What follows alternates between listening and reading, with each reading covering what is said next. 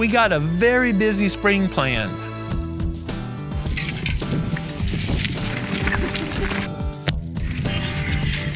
And I've successfully killed Mr.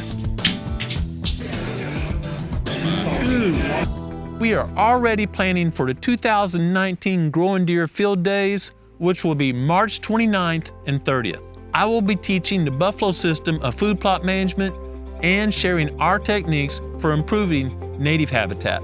Richard Hale will be here teaching how to field estimate a buck score, and Clint Carey, a professional trapper, will be here teaching how to trap coyotes and spending one-on-one time with folks, teaching them whatever they need to reduce predators on their property. My friend Scott Hook and several champion turkey callers will be here teaching folks how to owl hoot and turkey call and giving some individual instruction. It's difficult to transport a lot of people around the proving grounds, and the instructors' voices will only carry so far, so we limit registration to 100 folks. If you'd like to join us at the 2019 Growing Deer Field Days, simply register at this link. I'll also be speaking at the Great American Outdoors Show in Harrisburg, Pennsylvania, February 5th and 6th, and at Hamburg, Pennsylvania at a QDMA workshop March 9th. To register for QDMA's workshop in Hamburg, Pennsylvania, simply get a hold of Steve. There were a lot of acorns in Indiana this fall where my friend Charles hunts. Like many of us, he put a trail camera in the woods to try to find where deer were eating acorns. It appears deer were raiding where a squirrel had stored several acorns at the base of this oak. This may be a new scouting technique. Watch where squirrels are storing acorns, then hang a stand. Thanks, Charles, for sharing these cool videos. Growing Deer is brought to you by Bass Pro Shops and Cabela's. Also by Reconics, Trophy Rock, Eagle Seed, Nikon, Winchester, Lacrosse Footwear, Flatwood Natives, Morel Targets, Caldwell Shooting Supplies, Hooks Custom Calls, Montana Decoy, Summit Tree Stands, Drake Non-Typical Clothing, RTP Outdoors, Yamaha, Fourth Arrow, Scent Crusher, Mossy Oak Properties of the Heartland, Hunter's Blend Coffee, Motorola Lighting Solutions, Scorpion Venom Archery, Code Blue, Decode, G5 Broadheads, Prime Bows, and Redneck Hunting Blinds. I really like helping others enjoy creation, and one way I found to do this is visit with landowners and help them create a habitat management and hunting plan so they can get more enjoyment out of their property. Recently, Tyler and current Growing Deer interns Owen and Ricky and I traveled to Northeast Arkansas to visit with Nate and help him develop a plan for his property. He recently purchased this property and hadn't started any habitat improvement projects. I reviewed a map of the property before the trip and noticed it had a lot of potential, but currently it probably wasn't very productive wildlife habitat. The property is 360 contiguous acres, and I noticed a good-sized creek ran through it. The neighborhood is primarily oaks, and so it seemed to me right off the bat that water was not a limiting resource and there wasn't much for food or cover in the area. After we arrived and greeted Nate, I pulled out one of the large maps we had plotted and went over the initial plan with him. So, when I started studying this, I noticed there's a huge amount of timber for miles around and some fescue pastures. No cropland, no row cropland here.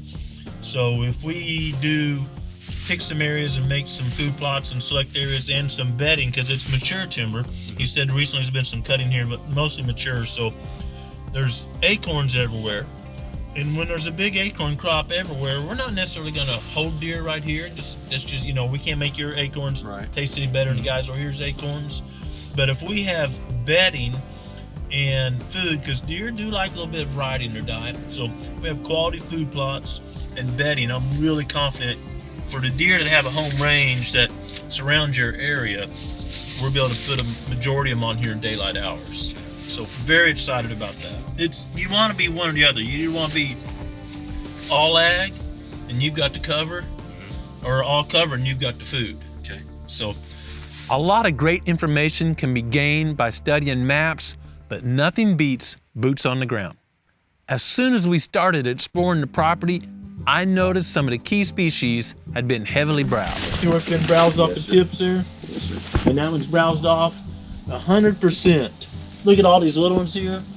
100% of every smilax I've seen so far is browsed. See, there's one right in front of you? Yes, sir. And you can tell it's all browsed, and you can tell it's a deer because, of course, deer do not have incisors on top. They have a cartilaginous palate, so when they come up, they tear. So you can tell it's torn. It's real ragged and torn.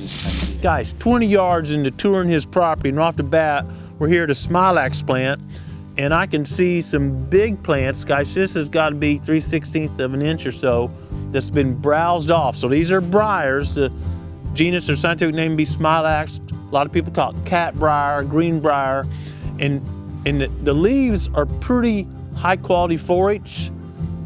Eating almost a 1/4 inch thick briar, you know deer are really hungry. Right.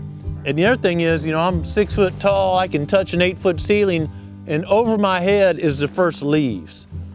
Deer have browsed. They've stood here literally on their hind feet, reached up getting everything. So You wouldn't think deer browse on a briar, but smilax is native to the area, and the ends tend to be very tender and nutritious.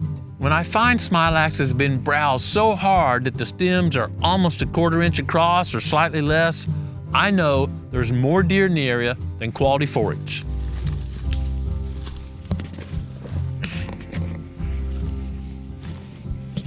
We're going through the property here, and we're down in a lower bottom area, and Japanese honeysuckle is growing up through here, but the only portion that still has leaves is kind of tough to get to. It's, I don't know, 5.5 feet tall or so above the ground, and through some brush, I'm holding this vine down here.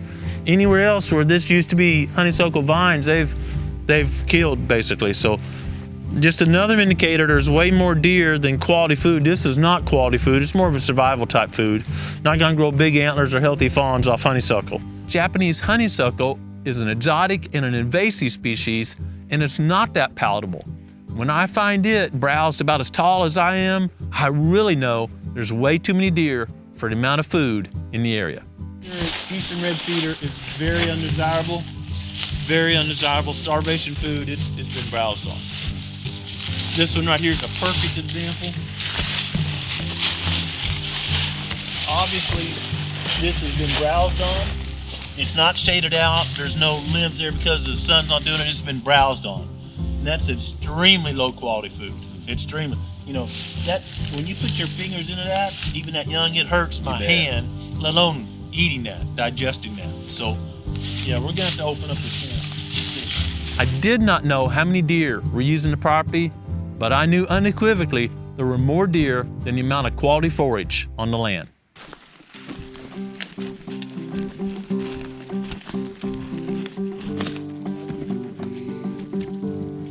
You guys got to see all kinds of sights today that I didn't know about.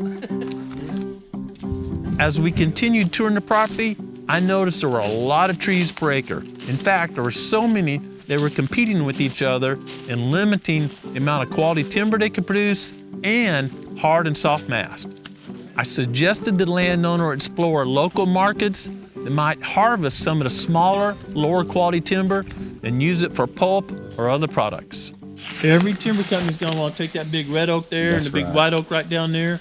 And we want to do the opposite. We want to thin from the bottom up. So you're gonna need a pulpwood buyer to take the smaller trees and leave the bigger ones. Okay. Your property is so short of big trees. It's been logged like mine in the past. And so if we take, you know, that tree and that tree and that tree and that tree and leave all these stems, we haven't gained anything. We still got way too many stems per acre. We need to come in here with a pulpwood market, which takes smaller wood. And most people say, well, we're only gonna cut 14 inches or up. That's a really nice way of saying high grading. They're taking the best and leaving the rest.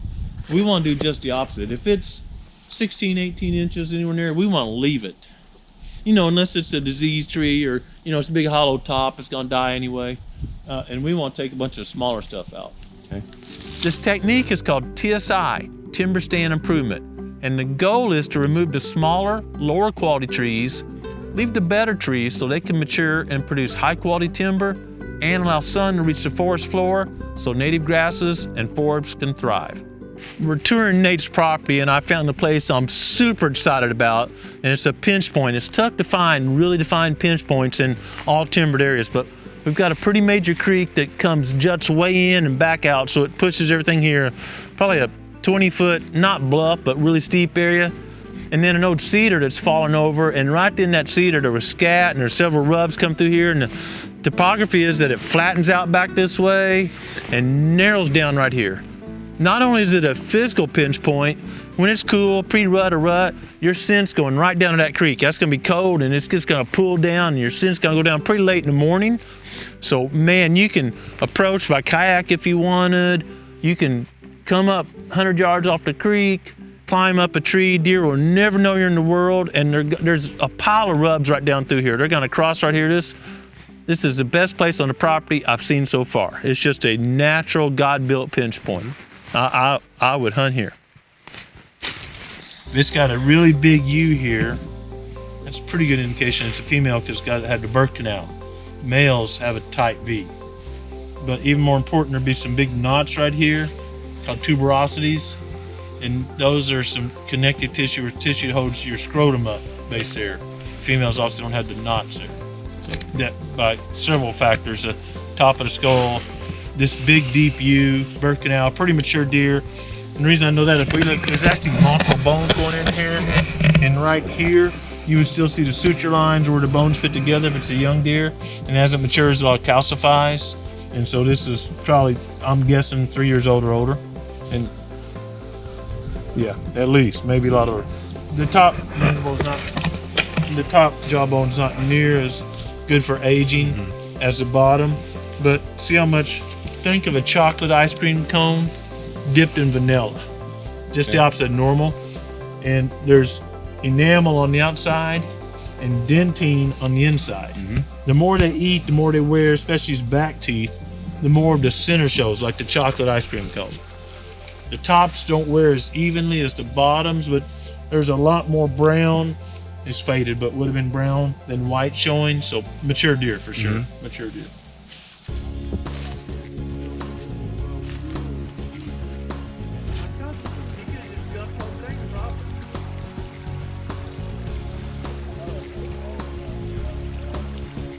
It's deeper over there. As we continued walking, I noticed a few small patches of high quality native grasses and forbs, which told me there was a good seed bank in the area. These species would likely thrive if we removed some timber and allowed sun to reach the soil. As we continued, we found several fairly large stands of eastern red cedar. So let's find exactly where this little cedar thicket is on the map. Okay. And we'll mark this one out because this is definitely gonna be a food plot. See the tip of the creek there, and we're at the red dot. So yeah, I'm gonna say right around there. The neighbors all have acorns too. We looked at the map. But what I want to do is save every one of those big white oaks. There's a, I don't know, 4 or 5 per acre. It's gonna vary. Let's say 3 per average or something. But I want to take out, 50 stems or more per acre of this smaller stuff. And those trees will flourish and we'll get some ground cover to have summertime food and cover. And this area originally, when we look at the notes of its spores come through here, was savanna. This is a product of bad timber in the past. Everything just grew up everywhere. But when the early spores came through, this was a savanna, which meant a tree every 100 feet, 200 feet, and a lot of native grass and forbs in between, and that was super productive habitat. Although cedar is a native species to the area, it wasn't near as dominant before European settlement and wildfires frequently swept the area.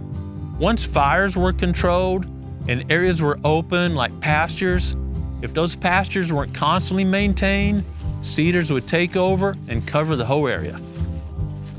A lot of folks believe that cedars are good cover for many species of wildlife, but if you squat down and look under a cedar stand, it's usually pretty barren underneath. That's kind of what the summertime. When you get down, I can see, guys, I don't know, 80 yards or something through there. So that's not cover. It hits us in the face when we're walking through, but where a deer or a quail or turkey live, it's a biological desert. If closed canopy cedars are the only type of cover in an area, which was the case here because they're surrounded by open hardwoods, deer will use that area. That doesn't mean we need to settle for low quality cover habitat. We can simply cut all these cedars, leave them where they fail, let them dry for a couple of years, and then use prescribed fire. That will reduce all the cedars to fertilizer, and it will allow the native grasses and forbs to explode, making it extremely high quality cover and a feeding area. If I just can cut a core out of that, there's hardly any nutrients in that. This whole tree's been sucking phosphorus and potassium out of the ground for however old that tree is. And when you push all that in a pile, a huge amount of nutrients go right there, and that'll be really green, everything else will be yellow. Okay. You want all these decomposing right here. Folks naturally want to clean up, it seems. They want to bring in a dozer or a skid steer and pile all the cedars in one area and then burn them. But let's think about what that accomplishes. Cedars have been extracting nutrients out of soil for years and years. You put it in one pile, you're basically depleting nutrients from a large area. If you're creating cover, simply fell the cedars and leave them lay where they are, use prescribed fire, and that keeps the nutrients spread out over the area. Now, this is gonna be a food plot, so that's not gonna be the case here, but if you're making like the native bedding area up there, native vegetation bedding area, where they fall is where they stay. If you're making a food plot, and when this is real important, you're gonna make this food plot because it's very flat and it looks like pretty good dirt. I want them always pushing uphill. When you push down, it's compacting the soil more, there's more pressure on it. And then also when you push up, more dirt comes out of root ball and stays in place. So dozer operators want to go down, it's easier on their equipment, right? Gravity's helping or whatever. Always, I'm really picky about this. Okay. I mean, you may have to come downhill the first 50 yards off that. The rest of the time it's going up. And there are going to be several piles in here. You've been to my place, you know how many acres of cedars we've cut. So my testimony is clear. If it was mine, I'd cut it. You may not be able to do it all the first year. You gotta do it in sections, you know. I'm gonna do X acres this year, which I do on that side to get food plots in first. Okay. X acres this year, X acres this year. If you do it all in 1 year, all the better. I couldn't at my place. Myself and several others have had great hunts overlooking an area that used to be covered by cedars with no visibility.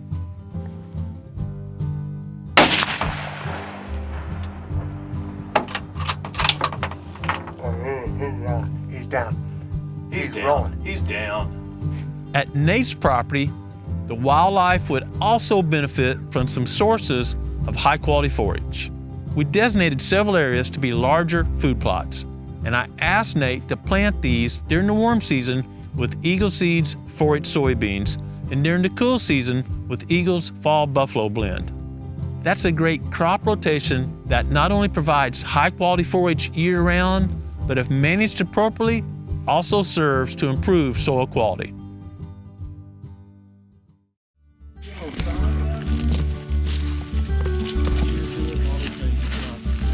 Looked up Lily in this white oak. No, so we are Right here. The main time. just about. Yeah, that's the old herbicide to rub. Everyone looks. After the tour, we laid out a clean map and started outlining the projects we discussed. So this, a good bit of, there's even a couple of terraces in there. So a lot of this, like from about here, we said the edge is field. Here to pretty far up in here was food. Okay. So let's hatch that. So you want to come up this area here? Yep, to the edge of the field. We want those fully grown trees to give us a buffer between someone possibly driving his pasture and sitting in there. Okay. It's one thing to walk around and lay out some projects, but when you put it all on a map, you usually find additional benefits. So now start looking at some bottlenecks, right? Boom, boom, boom. You've got definition to the property now where before it was contiguous. And to be really, you know, this I thought was a great bottleneck here and over here, but the rest of it was pretty hard to hunt. You just might see a deer, might not, but envision these areas, either bedding or food. Now you got all kind of travel corridors, right? Because the buck doesn't necessarily want to cross the big opening during daylight. He will, but not always. So now we've got bottlenecks in structure, and it's much more of a huntable property, and obviously much more nutritious. All these cedars are blocking the sun from getting to the There's nothing going underneath them. They're sucking up a lot of water. 40% of the rain hits the cedar never hits the ground. It's either taken up by the tree or evaporated back off. So total property change here. After we marked the map with the areas for food plots, bedding areas, and timber stand improvement, we noticed that pattern created some really great bottlenecks. Oh my gosh, what a bottleneck right here. You bet. Oh my gosh. These bottlenecks created a much needed type of habitat on this property, and that is hunting locations besides food plots. It can be very difficult to pattern deer in large areas of contiguous timber. By creating bottlenecks, it's much easier to pattern timber and figure out how to approach, hunt, and exit without alerting the deer you're trying to hunt. I love this plan. And it looks so simple, but we've laid out a lot of work right there. I mean, a lot of work. And then you have these great natural areas to hunt when deer are really chasing acorns, traveling the creeks. I like your ridge tops a lot better. We're gonna travel the creek, but the wind swirls down there a lot. Those ridge tops where we found that bottleneck over here and whatnot are tremendous bow hunting stands. This one here, on any kind of cold day, it's going right down the creek. You're not gonna get busted there at all. I mean, you can spend years doing this. I cut a lot of them on my place with some buddies, or you can hire Flatwoods, and I think they cut 108 acres, was it? 108 in, was it 9 days or 14 days? In way tougher country than this, much deeper. Yeah, water's a non-issue. You have no food. Any food development is gonna be huge and gonna attract deer, except when there's acorns on the ground. You don't have any good bedding. Notice how we saw a sign just in the cedar cover, because that's the best cover to have right now. But when we look below it, it's a biological desert. You drop all these, and there was great native grass, N4 component in here now. Burn it, let that really grow, stimulate that, and man, it'd be awesome. It'd be like my place, except better because it's flatter. We look forward to following the progress of this project and sharing with you the results of Mr. Elliott's hard work. I'll be touring several more properties throughout the spring. If you'd like to learn about those properties and the techniques I prescribe to improve the hunting there, simply subscribe to the Growing Deer channel. If you like learning about how to improve wildlife management and advanced hunting techniques, please give us a thumbs up. You don't have to work outside like I do to enjoy creation. Just find a little time and take a walk. But more importantly, take time every day to be quiet and listen to what the Creator is saying to you. Thanks for watching Growing Deer.